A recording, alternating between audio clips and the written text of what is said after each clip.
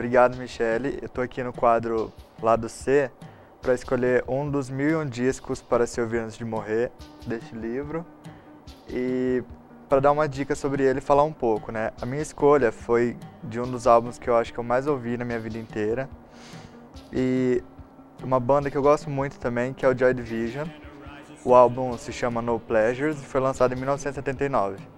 Bom, Joy Division é uma banda de Manchester, na Inglaterra, que ela primeiramente foi criada como uma banda punk chamada Warsaw, que é inspirada numa música do David Bowie, que é uma das grandes influências da banda.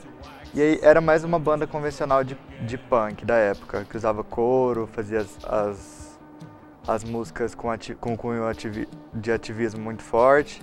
Só que aí, a partir de um certo momento, que eles resolveram mudar seu jeito de pensar o que estava acontecendo na época, e influenciado pelo ambiente da cidade industrial, cidade cinzenta, bem gelada, eles fizeram um som que ficou conhecido posteriormente como post-punk, que nesse gênero musical, eles deixaram um pouco o ativismo de lado e passaram a falar sobre coisas mais corriqueiras, como o existencialismo, sobre os demônios interiores. E aí, com o dedo do produtor da banda, que foi o Martin Hannett, eles fizeram um tipo de som bastante intimista, que serve como um diário do vocalista, né? Porque a banda é composta por 4 membros, que é o Peter Hook, o Stephen Morris,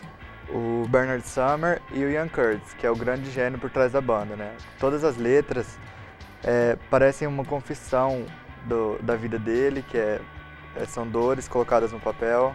São muitos problemas, né? Porque o Ian Curtis ele sofria de epilepsia, ele era bastante depressivo e tinha uma ideia assim bem contracorrente, né? Ele não ia com a maré da época e tal. E foi um álbum assim bem confessional mesmo. Quando a gente ouve e presta atenção nas letras, ele tem essa função de externar o que ele estava sentindo na época, essas dores, esses momentos, essa nuvem negra que pairou sobre a vida dele.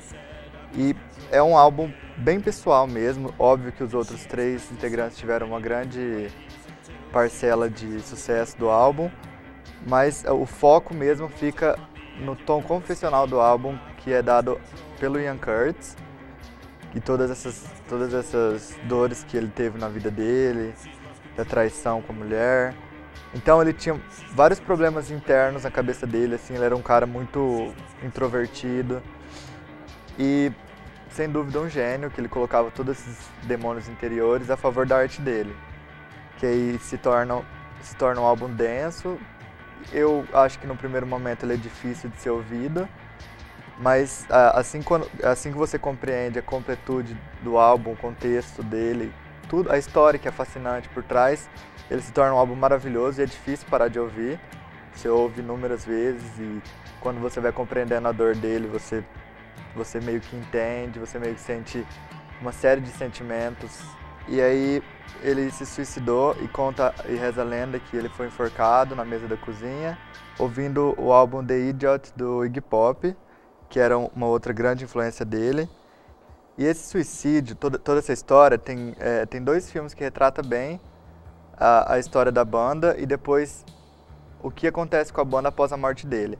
Porque o Joy Division, ele tem um curto período de tempo de vida, porque depois que o Ian Curtis se suicida, os outros integrantes remanescentes, eles entram num acordo que não faz sentido mais usar o nome Joy Division. Então eles montam outra banda chamada New Order, com uma pegada totalmente diferente, mais eletrônico, mais disco, bastante diferente, e fazem um enorme sucesso, coisa que o Joy Division não fez na época.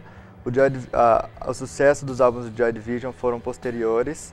Na época não teve aquela repercussão mundial crescente, foi mais regional mesmo, por conta da Factory e com o dedo do Tony Wilson, que era uma grande celebridade local, que eles firmaram um contrato com o Tony Wilson, que no filme reza a lenda que no filme Control, que conta a vida do Ian Curtis, Eles dizem que esse contrato foi assinado com o sangue do próprio Tony Wilson e que eles firmaram essa parceria aí, que ele ia produzir o disco. Uma coisa interessante do Unknown Pleasures é a capa do álbum, que ela é bastante minimalista.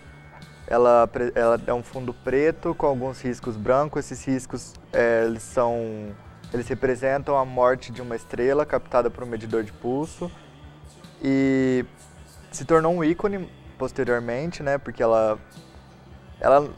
no meu ponto de vista, não poderia ter tido uma opção melhor de capa, porque ela representa bastante esses altos e baixos que nós temos na vida, que o álbum ele faz dessa forma, ele tem altos e baixos, ele tem a hora que é bem estridente, que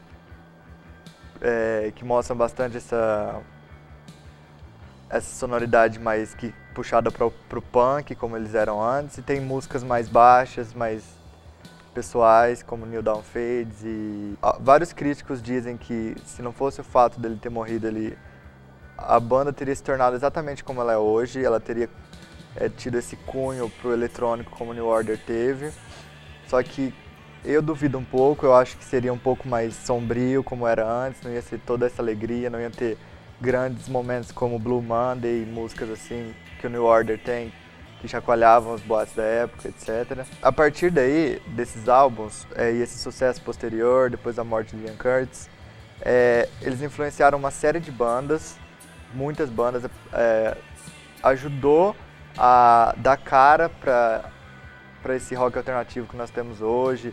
Se nós vemos bandas como o Interpol, The Vaccines fazendo sucesso, eles têm um pé no Joy Division, no pós-punk em si, que eles bebem dessa fonte.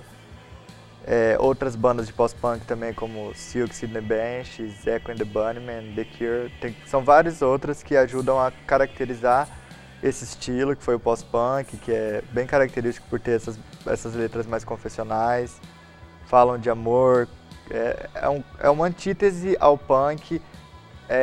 O pós-punk, o engraçado é que ele foi criado, ele surgiu contemporâneo ao punk. Ele não o pós não tem o sentido de ser após o punk. Ele é criado na mesma época, só que o pós ele fica por conta dessa ruptura com as características do punk, que eram mais desordeiros, que tinham esse ativismo social, que tinham toda essa vida louca por trás, e esses pós-punks eram mais introvertidos e etc. Então é isso, a dica de hoje foi o álbum No Pleasures, do Joy Division, e obrigado, Michele, e é isso aí.